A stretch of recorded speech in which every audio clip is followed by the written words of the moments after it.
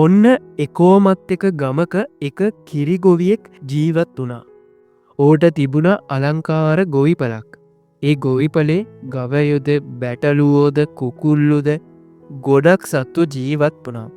ඉතින් එහ වැඩියෙන්ම හිටියේ කිරියල දෙනුන්.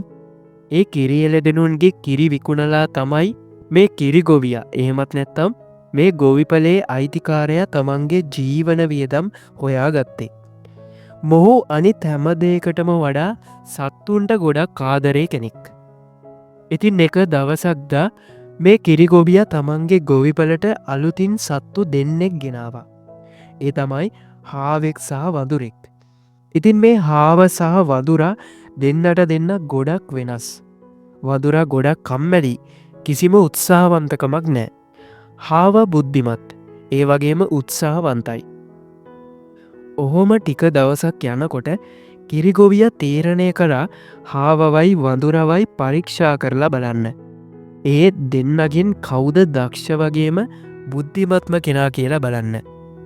ඉතින් එදා ගොවිය මේ දෙන්නට අමුතුම පරීක්ෂණයක් ලෑස්ති කරා. ඒ තමයි කැරට්ටල දෙකක් අරගෙන තමන්ගේ ගොවිපලේ එක තැනක් හාරලා එතන ඒ කැරට්ටල දෙකම වල දැම්ම. එක කැරට්ටලයක් නම් සාමාන්‍ය කැරට්ටලයක්.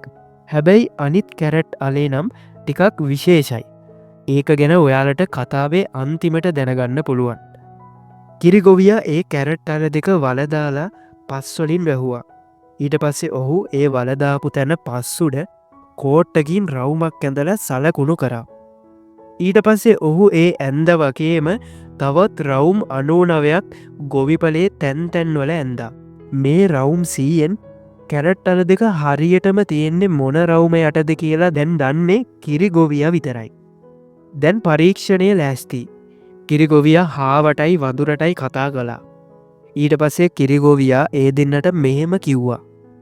ඔයාලට පේනවද මම මේ ගොවිපලේ තැන්තැන්වල බිම රවුම් 100ක් ඇඳලා තියෙනවා. ඔය රවුම් 100ෙන් කොතන හරි තියෙන එක රවුමක් තියෙන තැන බිම මම කැරට්ටල දෙකක් වලදාලා තියෙනවා. ඔය දෙන්නගෙන් අද හවස්වෙන්න කලින් ඒ කැරට්ටල දෙක හොයාගන්න කෙනා තමයි මේ පරීක්ෂණය සමත් වෙන්නේ. වදුරයි හාවයි දෙන්නම දුවගෙනගින් එක රවුම් හාරන්න පටන් ගත්තා. වදුර කීප තැනක් කෑරුවා. දැන් වදුරට ගොඩක් මහන්සි. ඔහු මේව කල්පනා කරා. මේක නම් හරියන වැඩක් නෙවෙයි. මෙහෙම මන්තව කීතනක් හාරන්නද? අනික මට මොකටද කැරට් හාවුන කැරට් කන්නේ? මොකටද බොරුවට මහන්සි වෙන්නේ? වදුරා එහෙම හිතලා පැත්තකට ගිහින් බිම වාඩි වුණා. තව එකක්වත් හාරන්න ගියේ නෑ. හැබැයි හාවනම් දිගටම හැරුවා. දවල් වෙනකම්ම හැරුවා. දවල් වෙනකොට හාව සෑහෙන රවුම් ගානක් හාරලා තමයි තිබුණේ. ඒත් ඒ හැරුවා වාගේ තව 3-4 ගුණයක් විතර හාරන්න හාවට ඉතිරි වෙලා තිබුණා. හැබැයි දැන් ඔහුටත් මහන්සි. ඊට පස්සේ හාවා කල්පනා කරා මේක හරියන වැඩක් නෙවෙයි.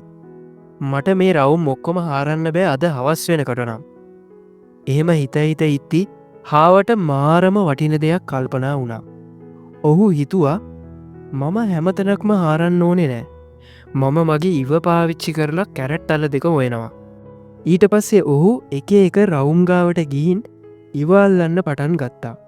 ඒ විදියට ඔහු හැම රවුමක් ගාවටම ගිහින් ඉව අල්ල ගියා. හැබැයි ඔහුට එක රවුමක් ගාවින්වත් කැරට්ටලයක ඉවක් නම් දැනුනේ නෑ. දැන් ඔහු ඔක්කොටම ඉව අල්ලලා ඉවරයි. තව එකම එක රවුමයි ඉතිරි වෙලා තියෙන්නේ. ඒ රවුම උඩ තමයි අර වඳුර කම්මැලිකමට ඉඳගෙන ඉන්නේ.